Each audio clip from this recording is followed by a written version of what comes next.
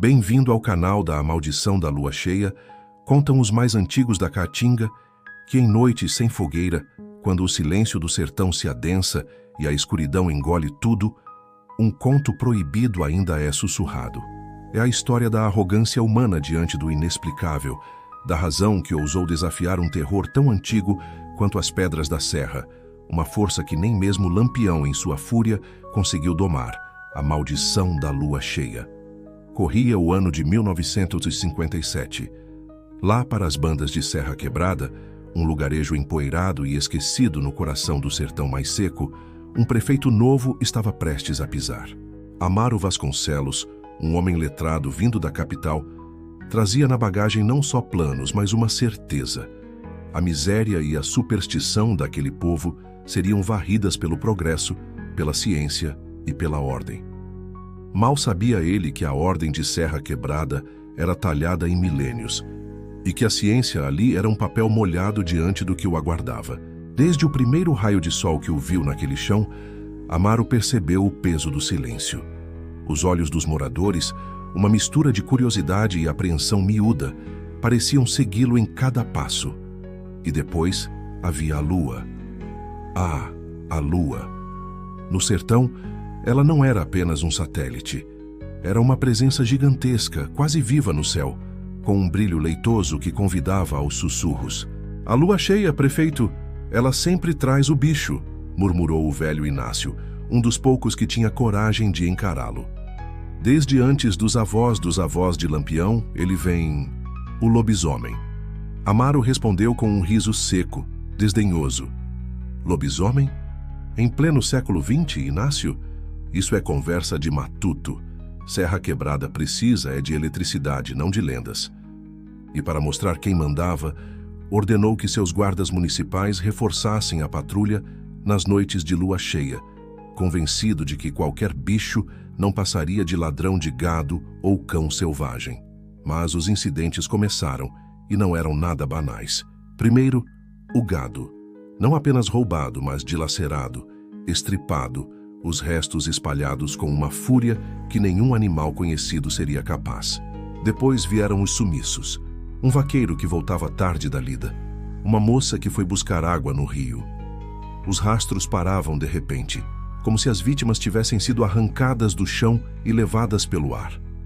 O medo cresceu como fogo em capim seco, e com ele uma fúria calada contra o prefeito. As noites de lua cheia se tornaram um inferno na terra. Portas trancadas, janelas vedadas, terços apertados em mãos calejadas. E o uivo. Ah, o uivo. Não era cão, não era lobo.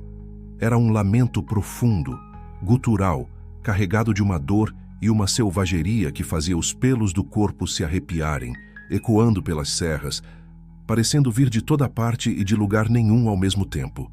Amaro, irritado com o pânico que não conseguia controlar, decidiu que agiria. Na próxima lua cheia, não só ordenaria a patrulha, mas ele mesmo a comandaria.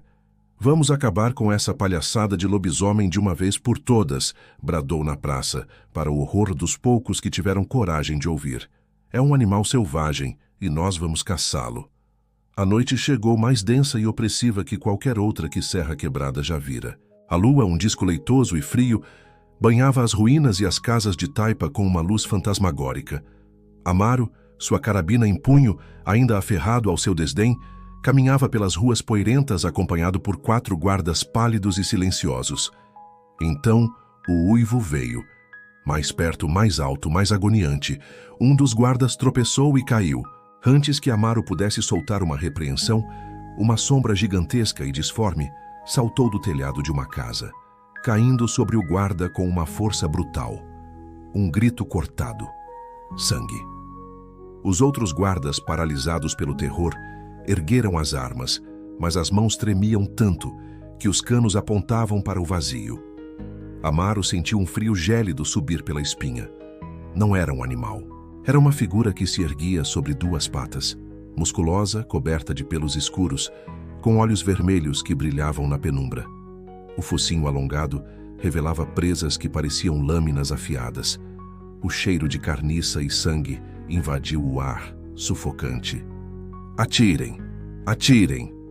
Amaro finalmente conseguiu guinchar, mas sua voz era um filete fraco.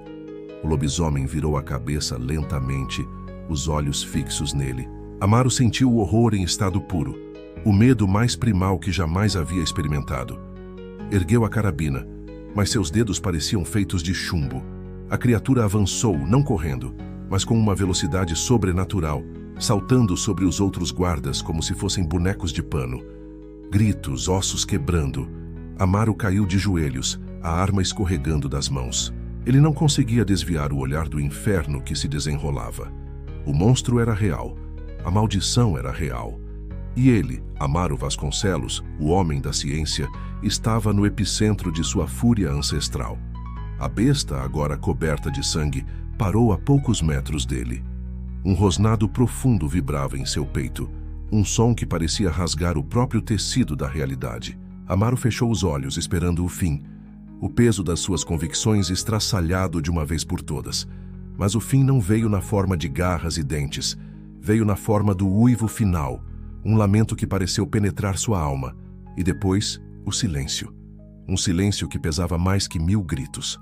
Quando Amaro abriu os olhos, o monstro havia sumido. Os guardas jaziam no chão, irreconhecíveis. E a lua cheia, indiferente a tanto horror, continuava a banhar a cena com sua luz fria. Na manhã seguinte, os moradores de Serra Quebrada encontraram o prefeito Amaro Vasconcelos. Não estava morto, nem desaparecido. Ele estava sentado no meio da praça, as mãos nos joelhos, balançando-se para frente e para trás, os olhos vidrados, sussurrando sem parar a mesma palavra. A lua. A lua. Ele nunca mais se recuperou. Sua mente, antes tão lúcida e lógica, foi estilhaçada pela verdade brutal daquele sertão. Serra Quebrada permaneceu a mesma, esquecida, à mercê da luz prateada que trazia a besta. A maldição da lua cheia continuou a tecer seu véu de terror sobre a terra deixada para trás, provando que nem a modernidade, nem a mais cega das arrogâncias podem silenciar os uivos ancestrais do medo. Bem-vindo ao canal da A Maldição da Lua Cheia.